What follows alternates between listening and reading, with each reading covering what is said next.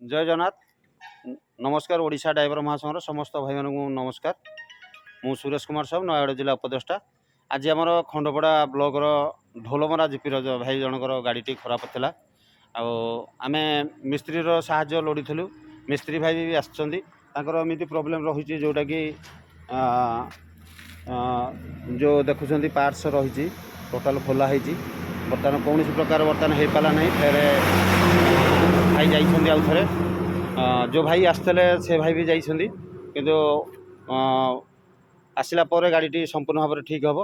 तेणु निहाती भाव में बाणीछा ड्राइवर महासंघ आम मिस्त्री डकई साहाय्य सहयोग किंतु मिस्त्री प्रोब्लेम जो कौन साहाय्य हो पार ना।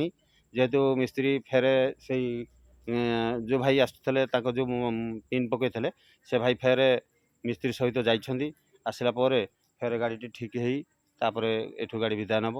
तेणु जेहेतु आम भाईचारा संपर्क नहीं आम जो साहाय्य सहयोग हाथ बढ़ाइलु किंतु यांत्रिक त्रुटि जो कौन साहाय्य हो पार ना। जोटा कि मिस्त्री भी आसछन्ति मिस्त्री एवं से भाई जनक जाइछन्ति सांगरे आसला निश्चित भाव में गाड़ी ठीक हो आशा और विश्वास।